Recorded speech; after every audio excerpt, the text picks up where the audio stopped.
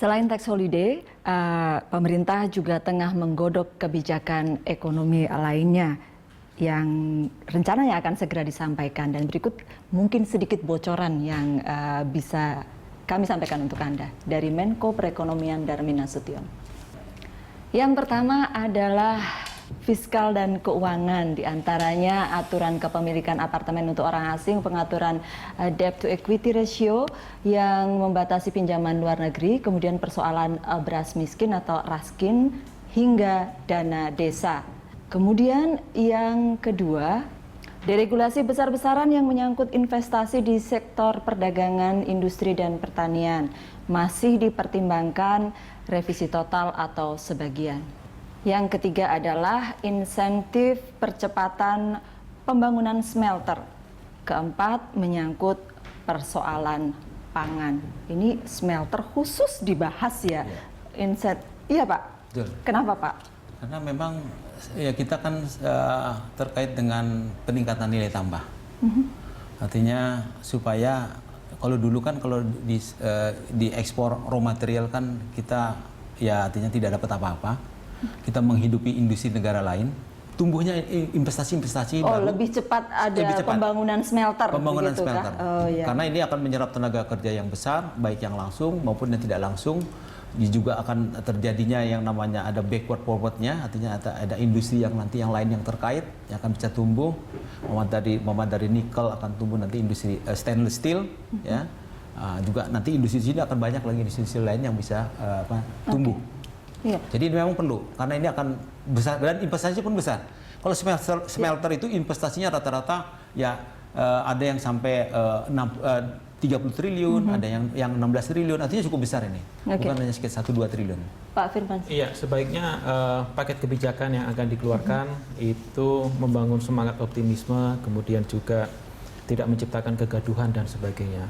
Kalau saya tadi baca ada beberapa hal yang bisa membuat potensi kegaduhan itu muncul. Apa itu, yang mana itu Pak? Misalnya aturan tentang kepemilikan apartemen untuk orang asing. Jadi beberapa waktu yang lalu juga sempat muncul di publik bahwa akan ada aturan kepemilikan apartemen untuk orang asing bisa membeli apartemen di Indonesia dengan minimum harga 5 miliar.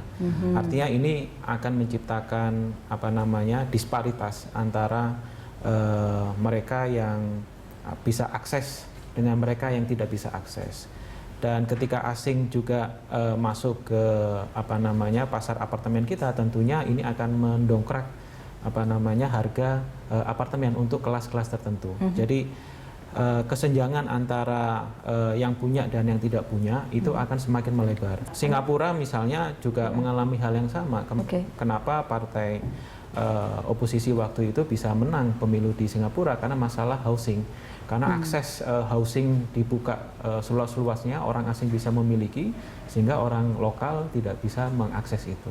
Ya, jadi saya masih berharap bahwa apalagi kita itu, yang banyak orang juga masih belum punya. Iya, untuk poin itu perlu pengkajian lebih dalam lagi. Memang kepentingan sesaat untuk fiskal masuk, untuk pajak penjualan apartemen kita perlu, tetapi dalam jangka panjang dan kita perlu semangat yang lebih optimis ya. Ya, saya kira mengenai isinya kita harus tunggu sampai seperti diumumkan apa ya. Cuma barangkali yang ingin saya soroti adalah ini kan konsep dan implementasi kan seringkali sama pentingnya. Nah, yang jadi masalah adalah terus terang saya khawatir dengan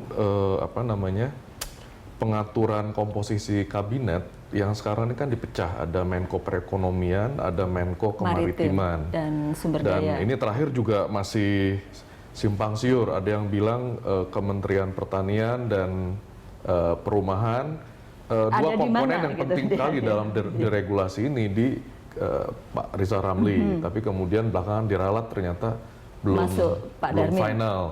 Nah, ini saya kira penting sekali karena tanpa ada kejelasan komando seperti yang tadi disampaikan, kita menyaksikan bahwa beberapa bulan sebelumnya ada policy ekonomi yang memang saling bertabrakan. Nah, ini yang saya kira jangan sampai terjadi lagi. Saya memang melihat ada policy yang bertabrakan. Karena memang di saat ekonomi kita melambat, tetapi target pajak dinaikkan 38%. Oh, itu salah satu contohnya, betul ya. Dan itu membuat nervous dunia usaha, sehingga Ya. Kenapa dunia usaha dalam posisi wait and see?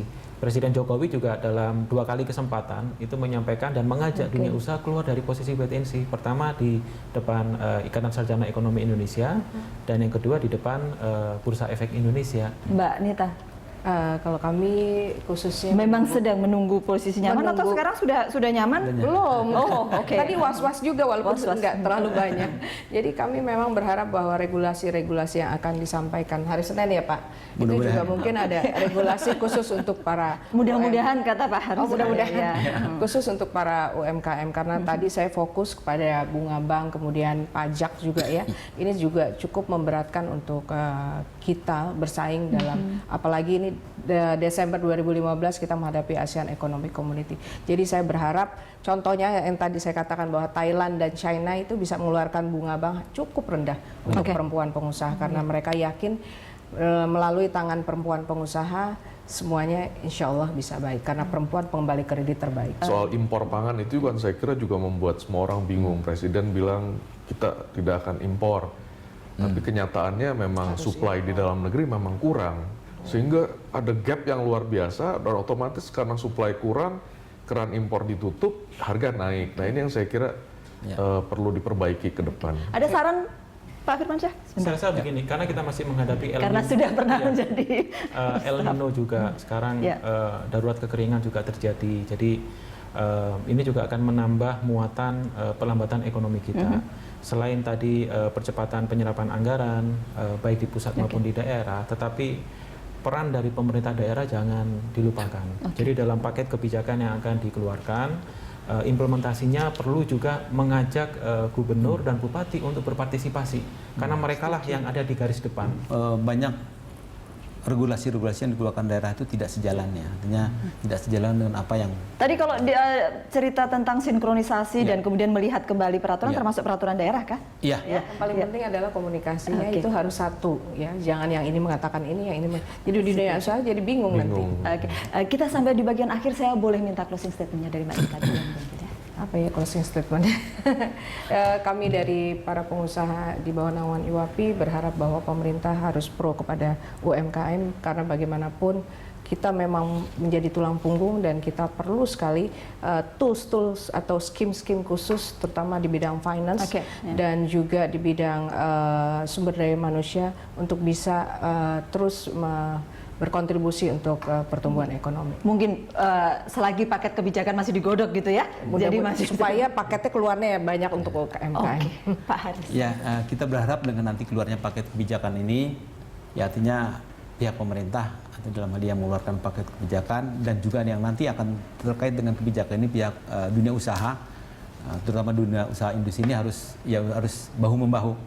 Artinya tidak bisa sendiri, artinya pihak pengusaha yang mengharapkan dari pemerintah terus, ya artinya dalam beberapa hal, contohnya mengharapkan fasilitas-fasilitas terus. Ya mungkin ada juga dari sisi dunia usahanya mungkin yang dia harus juga berani juga berkorban untuk bagaimana kita bisa memperbaiki. Mungkin tergantung juga bagaimana pemerintah mengajak dunia usaha kali ya. Iya, siklus ekonomi up and down ya.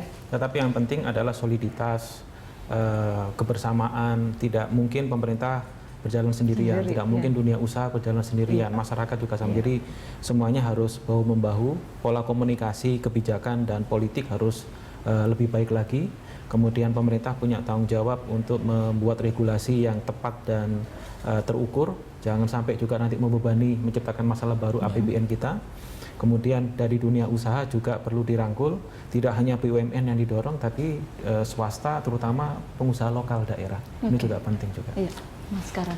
Saya ingin mengutip pidato yang bagus sekali dari Pak Budiono di Australian National University soal sejarah bagaimana Indonesia ini mengarungi krisis. Waktu itu Pak Budiono bilang bahwa kita, waktu itu Pak Harto pernah mengangkat perekonomian Indonesia yang begitu terpuruk di zaman Orde Lama. Dan kemudian ini dialami Pak Budiono sendiri di zaman Ibu Mega.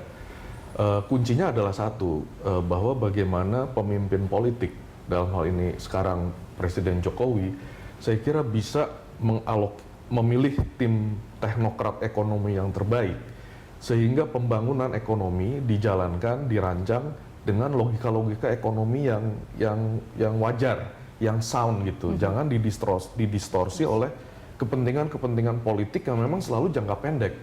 Dan terbukti jika logika itu dijalankan, seperti Pak Budiono sampaikan, 2 kali kita sudah berhasil mengatasi masalah situasi ekonomi yang sulit. Dan saya kira tadi disampaikan situasi sekarang tidak separah 97, 2008. Jadi sebetulnya peluang kita untuk bangkit besar sekali. Nah, tetapi sekali lagi itu yang balik ke statement hukum Sadli tadi, in bad time we need good policy. Jangan in bad time we have bad policies. Oke, dan kita sudah sampai di bagian akhir. Terima kasih sekali lagi sudah hadir di The Headlines, Bapak-Bapak dan Mbak Nita. Terima kasih juga untuk Anda karena telah bersama kami. Sampai jumpa.